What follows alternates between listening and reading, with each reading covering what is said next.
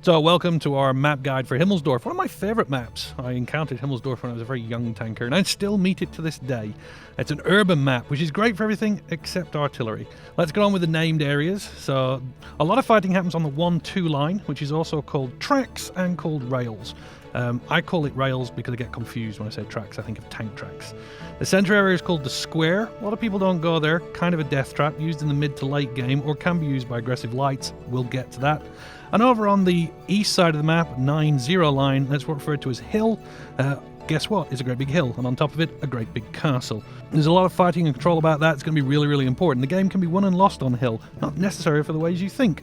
Let's talk about the different type of units that we're going to have from the spawn points in the north and the south. So let's talk about mediums first. Mediums end up charging down the 1-2 line and having a little bit of fight around about F1, E1. They can push on from that if they want. Sometimes they veer across, head down the 3 line.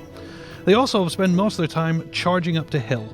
And there, around about G0, they push on, they try and get a good hold to stop the enemy TDs and lights mediums coming up. And really, the hill is all about control. If you can control that, you can put covering fire on most of the other important parts of the map. If you're a light tank, then you're going to zoom up the 1-2 line and cause havoc and be sworn at. You're also going to charge uphill and cause trouble there. And if you're feeling brave, you can head into the square. There's a couple of corners you can go to. It's a really neat corner down at F7 and its counterpart at E7, where you can do really good passive spotting with the people on Tank Alley. There's actually a little neat side gap that you'll find at D4, where you can cross over the rubble unexpectedly when people don't know that they can do that. If you're going to do the TDs, well, there are a couple of places to go. The TDs like hiding out on GH3 if they're from the south, and from the north they like BC3. There's actually a little hold down spot there you can pick, which is kind of neat. You can also go to G7, which is Tank Alley, or it's got its mirror over at D7. Basically you're helping the big heavy boys so that you can punish them. And you can go all the way over to G0. Its mirrors over at D0. That's actually coming up the hill. You can also push on if you're on the north attack and try and get to E0. It's probably a little better for you. I wouldn't suggest going hill unless you've got some speed. It can be a bit of a pain for big slow TD. If you're going to take artillery, you're going to find yourself on either the K line in the south or the A line in the north. In all cases, it's usually around about 1 or 2 on the K line. You can also find them at 4 or 5.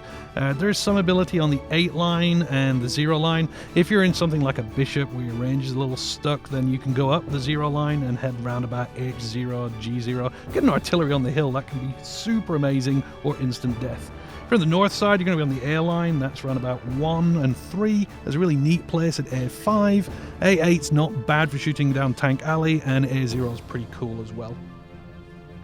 If you're the heavies, you've really only got 2 choices. Tank Alley, which you find on the 7 line at EF, is fabulous, and that's where the big brutish exchanges take place. If you're reasonably fast, then you can go hill. Heavies on the hill can cause all sorts of trouble, and there's all sorts of little spots that they can wreak havoc on. You find a little dip at H8-9 where there's some rubble you can fire through. There's another gap mirrored, it's over at D8-9. That's also rubble you can use to punish people.